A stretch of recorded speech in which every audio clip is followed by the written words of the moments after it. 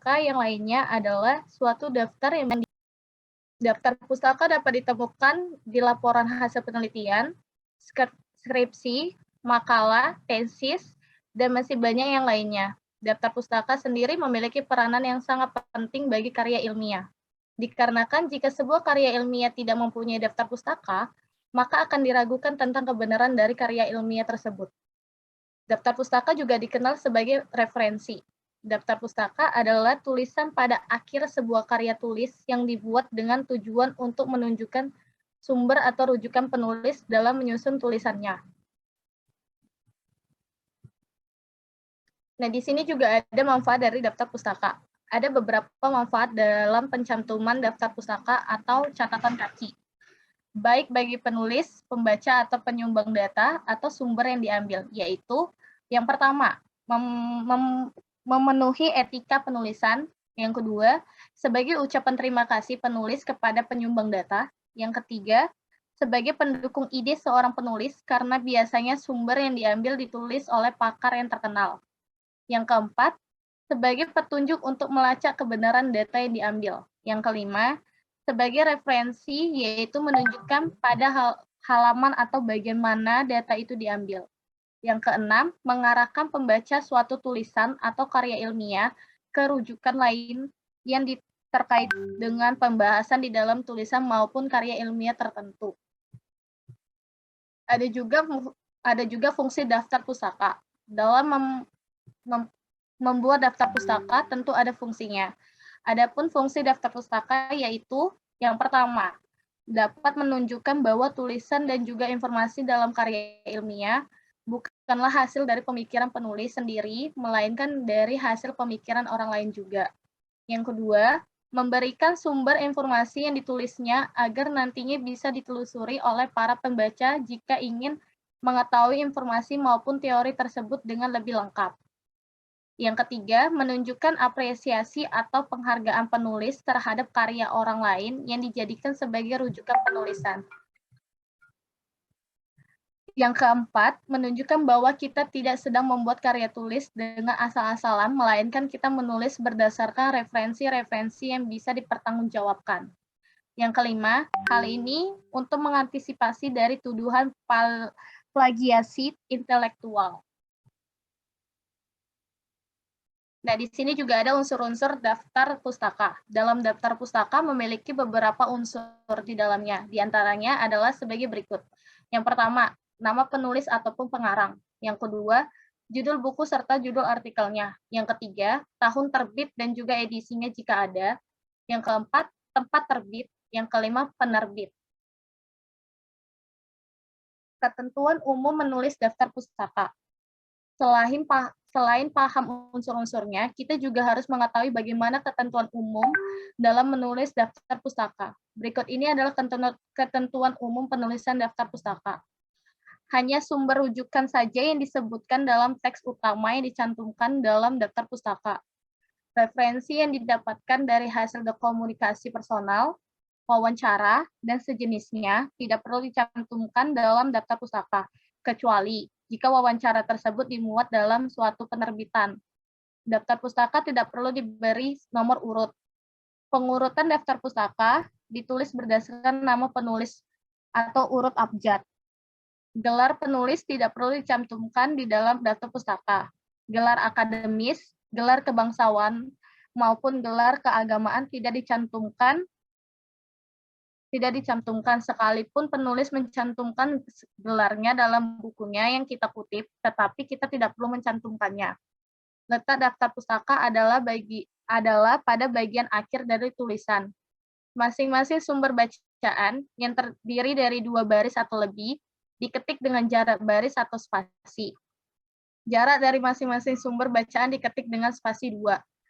Baris pertama diketik tepat dari garis tepi atau margin paper, tanpa menggunakan indensi atau tidak menjorok. Lalu, untuk baris berikutnya, pada satu sumber, jika satu sumber terdiri dari 2 baris atau lebih, maka untuk baris kedua dan seterusnya menggunakan indensi 4 atau 7 ketukan. Nah, di sini juga ada tujuan dari daftar pustaka. Tujuan dari penulisan sumber kutipan dan daftar pustaka adalah sebagai berikut. Yang pertama, agar terhindar dari tuduhan penciplakan. Salah satu fungsi dari kutipan adalah untuk menguatkan atau mendukung tulisan ilmiah. Yang kedua, menghargai penulis sebelumnya. Ketika menuliskan secara lengkap sumber kutipan dan daftar pustaka, sebenarnya kita menghargai orang yang mempunyai ide tersebut. Yang ketiga, membantu pembaca yang ingin tahu lebih dalam mengenai sumber kutipan.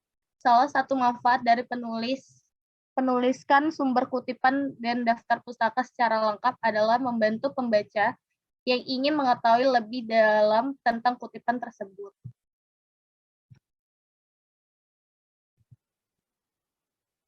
Cara penulisan daftar pustaka.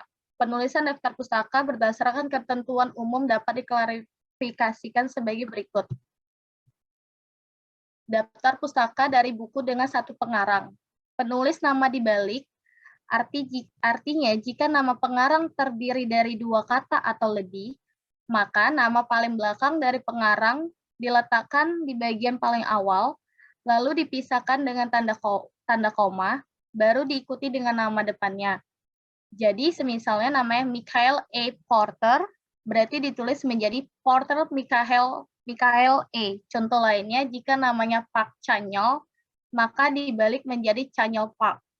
Contohnya bisa kita lihat di dalam PPT saya, itu seperti 2001, Semiologi, titik 2, Roland Barthes, titik Magelang, titik 2, Indonesia Tera. Contoh berikutnya bisa teman-teman lihat juga ya di PPT. Nah, ini ada juga daftar pustaka dengan penulisan 2 orang.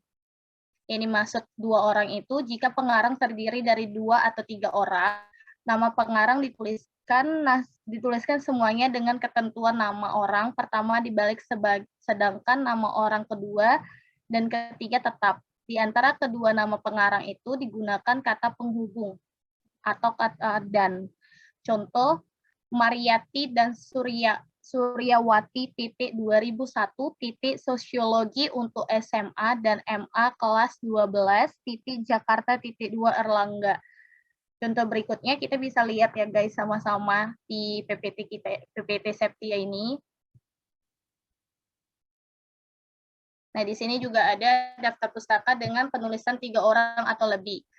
Jika lebih dari 3 orang atau ditulis nama pengarang pertama yang dibalik lalu ditambahkan singkatan DKK dan kawan-kawan atau et al. Contohnya Kartika, Salma DKK atau Susan, Albert et al. Atau Siregar, Johnson DKK, 2012 kumpulan makalah pelatihan manajemen ekspor Jakarta 2 DJPen PPAA. Daftar pustaka antologi. Contohnya Kartodirjo, Sartono, 1977, tanda kutip 2, metode penggunaan dokumen dalam Kota Janingrat, 1980, metode penelitian masyarakat, Jakarta, 2, Gramedia.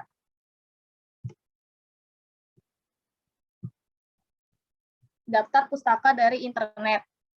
Jika rujukan adalah artikel yang didapatkan dari halaman website atau internet, maka ditulis link dari sumber artikel tersebut. Contohnya, kita bisa lihat ini ya guys, seperti Wijayanti, Hasna, 2016, fasilitas kepabeanan, perpajakan, dan lainnya untuk kawasan diakses dari https://portal-ilmu.com/fasilitas-kawasan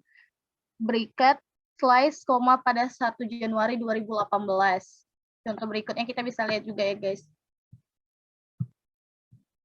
Daftar pustaka dari hasil wawancara. Daftar dapat dilakukan dengan menuliskan nama pembicara, nama acara atau momen dari sumber referensi tersebut, serta waktu atau tahun dan tempat dilakukannya wawancara, Apabila wawancara yang dirujuk